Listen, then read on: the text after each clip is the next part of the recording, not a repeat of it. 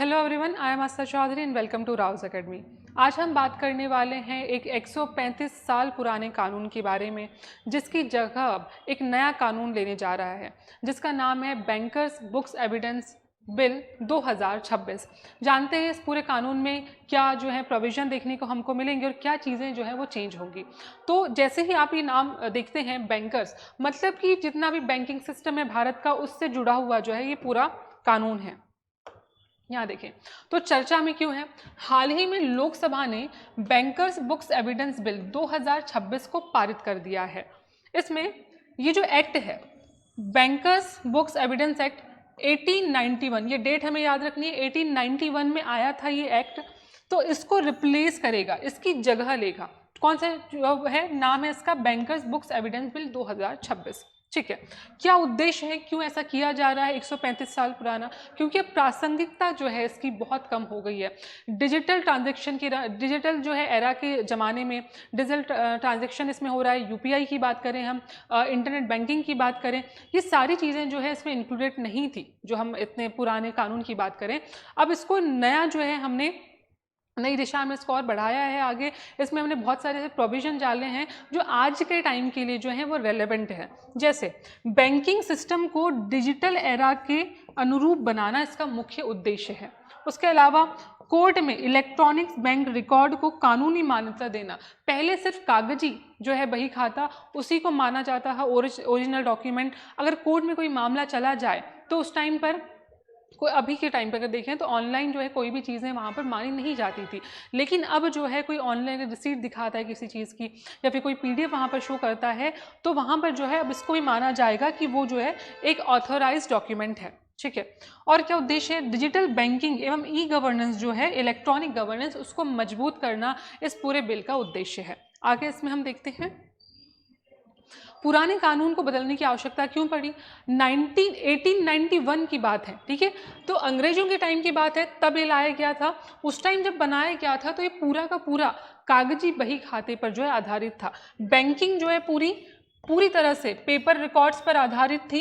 ठीक है, अब उस टाइम पर ना इंटरनेट था, क्लाउड स्टोरेज और डिजिटल ट्रांजैक्शन नहीं थे, तो इसीलिए वो उस जो टाइम है उसके अनुरूप बनाया गया था। अब हमें जो है टाइम के साथ उसको बदलने की आवश्यकता थी, तो इसीलिए जो है ताकि हम उसको चेंज करें और हम किस चीज़ का व्यापक उपयोग कर सकें, तो नेट बैंकिंग हो गया, यूपीआई होगा, मोबाइल बैंकिंग हो गई, डिजिटल पासबुक हो गई, और क्लाउड स्टोरेज जो है, ये सारी चीज़ें क्योंकि आज जो मौजूद है, पूरी जो हम आज बैंकिंग देखते हैं, चाहे वो हमें ऑनलाइन ट्रांजैक्शन करना हो, वो सारी चीज़ें आज ऑनलाइन ही जो है सबसे ज़्यादा व्यापक रूप से चल रही है। इसीलिए हमको जो है ऐसे कानून में बदलाव लाने की ज़रूरत पड़ी। ठीक, अब यहाँ देखें तो यहाँ देखते हैं हम, ओके, विशेषताएं देखते हैं कि बिल की प्रमुख विशेषता क्या होंगी। तो अब बैंकर्स बुक्स में शामिल होंगे, क्या शामिल होंगे? फिजिकल रिकॉर्ड की जगह इलेक्ट्रॉनिक रिकॉर्ड्स शामिल होंगे। ठीक है, उसके अलावा डिजिटल रिकॉर्ड शामिल होंगे, वर्चुअल रिकॉर्ड भी शामिल होंगे, क्लाउड बेस्ड डेटा जो होता है, जो स्टोर होता है, वो इसमें शामिल होगा, backup and disaster recovery data वो भी इसमें शामिल होगा। मतलब इसको जो है कोर्ट में आप चैलेंज भी कर सकेंगे, जब कोई ऐसी स्थिति आती है तो उसमें जो फिजिकल डेटा कागजी जो है वही उसमें, जरूरी नहीं कि वही चले, उसमें ऑनलाइन जो रिकॉर्ड है वो भी अब आप उपलब्ध करा सकते हैं। अर्थात केवल कागजी रिकॉर्ड नहीं बल्कि डिजिटल और बैंक रिकॉर्ड भी कानूनी रूप से मान्यता अब इनको प्राप्त हो जाएगी, ये हमें याद रखना है। यहाँ देखते हैं, ओके, तो अब यहाँ पर है कोर्ट में क्या बदलाव होगा। तो अब कोर्ट में एविडेंस साक्ष्य के रूप में स्वीकार किया जा सके। क्या क्या स्वीकार किया जा सकता है? इस पूरे कानून का जो सबसे इंपॉर्टेंट जो पहलू हैं वो ये हैं। एक तो सर्टिफाइड इलेक्ट्रॉनिक कॉपीज जो है आपकी, वो की जा सकती है उसमें मंजूर। उसके अलावा डिजिटल सिग्नेचर, ठीक है, पहले ये होता था कि उस व्यक्ति को आकर ही जो है सिग्नेचर करने पड़ते थे, वो सारा प्रूफ दिखाना पड़ता था कागज पे, लेकिन अब डिजिटल सिग्नेचर भी जो है इसे मान्य होंगे। इलेक्ट्रॉनिक सिग्नेचर, आईटी एक्ट 2000 के तहत जो है प्रमाणित जो रिकॉर्ड हैं वो भी अब इसमें मान्य होंगे। उसके साथ क्या होगा? उसके साथ ही रिकॉर्ड की निम्नलिखित सुनिश्चित जो है लेकिन ये है कि अगर आपने रिकॉर्ड दे भी दिया ऑनलाइन तो उसकी ऑथराइजेशन कि उसका प्रूफ एक्चुअली क्या है वो हमको बताना पड़ेगा। तो उसका ऑथेंटिकेशन ज़रूरी होगा, डेटा इंटीग्रिटी ज़रूरी होगी, और टेम्परिंग प्रोटेक्शन। ऐसा नहीं है कि वहाँ पर भी जो है आपने कोई ऑनलाइन डेटा दिया है और उस डेटा में कोई ना कोई गड़बड़ी हो, ऐसा नहीं। उसकी पहले जांच करेगी कोर्ट, क्योंकि अब ऐसा हो गया है कि ऑनलाइन जो है बहुत सारे हमको जो है साइबर फ्रॉड देखने को मिलते हैं। ऐसे बहुत सारे मामले देखने को मिलते हैं जिसमें टेम्परिंग की जाती, चाहे एआई के माध्यम से हो या अन्य किसी माध्यम से हो। तो इसको रोकने के लिए जो है पहले इसकी जानकारी पूरी ली जाएगी कि वो सही है या नहीं। रिकॉर्ड जो है सुनिश्चित करना होगा ऑथेंटिक है कि नहीं, डेटा इंटीग्रल है कि नहीं, और टेम्परिंग तो नहीं की गई है, उसके बाद ही मान्य होगा। तो हमने इसमें ये देखा कि कागजी जो है जितने भी साक्ष्य हैं उसके अलावा भी अगर हम बैंकिंग सिस्टम की बात करें तो ऑनलाइन डेटा जो है इसमें शामिल होगा, कोर्ट इसके मान्यता प्रदान करेगी। ओके, चलिए अब जो अन्य महत्वपूर्ण प्रावधान जो से रिलेटेड हैं क्या हैं, और जो है अब प्रत्येक मामले में बैंक ऑफिसर और कोर्ट में जो व्यक्तिगत रूप से बुलाने की जो आवश्यकता होती थी अब वो नहीं होगी। अब ऑनलाइन भी जो है आप अपने आप को रिप्रेजेंट कर सकते हैं। उन्हें केवल स्पेशल कॉज होने पर ही बुलाया जा सकता है फिजिकली। कैसे कॉज?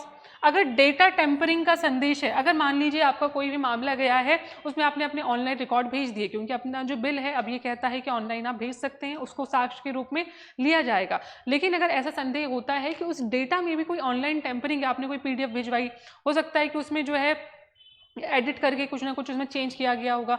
अब जब इसकी जांच करेगा कोर्ट जो है अपने अथॉरिटी के द्वारा, उसमें पाया गया कि जो डेटा है उसमें टेम्परिंग का संदेह हो रहा है तो बुलाया जा सकता है फिर फिजिकली व्यक्ति को। सिस्टम का कोई फेलियर हो रहा है या कोई फ्रॉड इन्वेस्टिगेशन की गई है तो बुलाया जा सकता है, याद रखिएगा।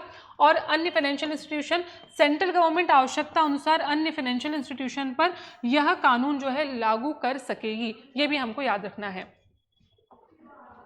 चलिए एग्जाम पर्सपेक्टिव से आपको क्या रखना है, पुराना कानून जो था बैंकर्स बुक्स एविडेंस एक्ट 1891 में आया था, उसके अलावा बैंकर्स बुक्स एविडेंस बिल 2026 में जो है आया है और इसको रिप्लेस किया है। ठीक है, 2026 वाले ने 1891 के बिल को रिप्लेस किया है। हमें याद रखना है इस एक्ट के बारे में कब आया था, ये एग्जाम में पूछा जा सकता है। उद्देश्य है डिजिटल बैंकिंग रिकॉर्ड्स को लीगल एविडेंस बनाना। ठीक है, कोर्ट में अगर कोई ऐसे मामले आते हैं तो अब डिजिटल बैंकिंग रिकॉर्ड भी जो क्या होगा, अब ये लीगल एविडेंस होगा। आईटी एक्ट 2000 के अनुसार डिजिटल ऑथेंटिकेशन जो है लेकिन इसमें वो ज़रूरी होगा डिजिटल ऑथेंटिकेशन है कि नहीं है। प्रभाव क्या होगा, तो जो अभी तक जो पूरी कागजी कार्यवाही होती थी वो पेपरलेस हो जाएगी, जो जस्टिस है वो बहुत जल्दी मिल जाएगा। उसके अलावा डिजिटल गवर्नेंस जो है उसको और बढ़ावा मिलेगा, मतलब जो डिजिटल इंडिया का जो हमारा सपना है उसमें एक महत्वपूर्ण कदम है ऐसे कानून का आना। चलिए अब बात करते हैं अभ्यास प्रश्न की।